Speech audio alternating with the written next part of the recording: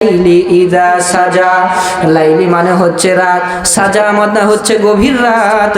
আমার আল্লাহ গভীর রাতের কসম খাইলেন।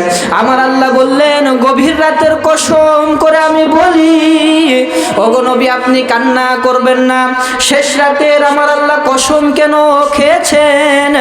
আল্লামা জালালউদ্দিন সুয়ুতী রহমাতুল্লাহ আলাইহি বলেন, পৃথিবীর বুকে যখন অর্ধরাত হয়ে যায়, অন্ধকার যখন রাত হয়ে যায়, এই অন্ধকার রাতে আমার আল্লাহ আসমানে থেকে নেমে এসে প্রথম আসমানে মানুষগুলোকে সুন্দর করে ডাকতে থাকে। এই মানুষগুলোকে সুন্দর করে আমার আল্লাহ ডাক দিয়ে বলেন, ও দুনিয়ার মানুষ, আমি আল্লাহ সপ্তম আসমান থেকে তোমাদের কাছে চলে এসেছি। তোমাদের কার কি দরকার আছে, কার কি প্রয়োজন রয়েছে, আমি আল্লাহর কাছে চাও, আমি আল্লাহ দেওয়ার জন্য রেডি হয়েছি। যখন আমার আল্লাহ সর্বনিম্ন আসমানে এসে ডাকতে থাকে, তখন মানুষেরা নামাজের ভেতরে লিপ্ত হয় না, মানুষেরা ঘুমের ভেতরে লিপ্ত থাকে।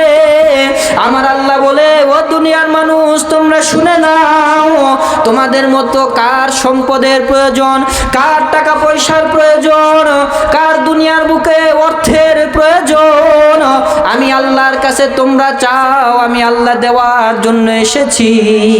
এরকম ভাবে আমার আল্লাহ সর্বনিম্ন আসমানে আসেন এবং মানুষদেরকে শেষ রাতে সুন্দর করে ডাকাডাকি করে। এই রাতের আমার আল্লাহ কসম খেয়েছেন, ডাকতে বলেন, ওয়াল্লাইলি ইযা সাজা, আমি কঠিন রাতের কসম খাইলাম। ওগো নবী আপনাকে আমি পরিত্যাগ করি নাই, আপনাকে আমি ছেড়ে দেই নাই, আপনাকে আমি বাদ দেই নাই, আপনার উপরে ওহী নাজিল করা আমি বন্ধ করেছি। এর কারণ হচ্ছে, ও নবী আপনাকে বেশি বেশি যদি ওহী নাজিল করা হয়, আপনার উপরে বেশি বেশি যদি কোরআনের আয়াতকে নাজিল করা হয়, তাহলে আপনি এর ভার সহ্য করতে পারবেন না, এর কষ্টগুলি আপনি সহ্য করতে পারবেন না। এই কারণে আপনার উপরে ওহী বন্ধ করা হয়েছে। ও নবী আপনি কান্না করবেন না।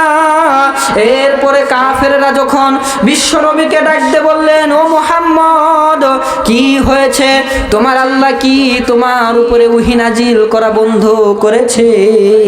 আমার আল্লাহ তাআলা সঙ্গে সঙ্গে আবার সূরা ইয়াসিন নাজিল করেছে।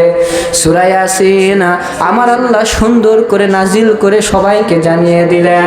মুহাম্মদকে ডাকতে বললেন, ওগো মুহাম্মদ আপনি পৃথিবীর সব মানুষগুলোকে বলে দেন, ইয়াসিন ওয়াল কুরআনিল হাকীম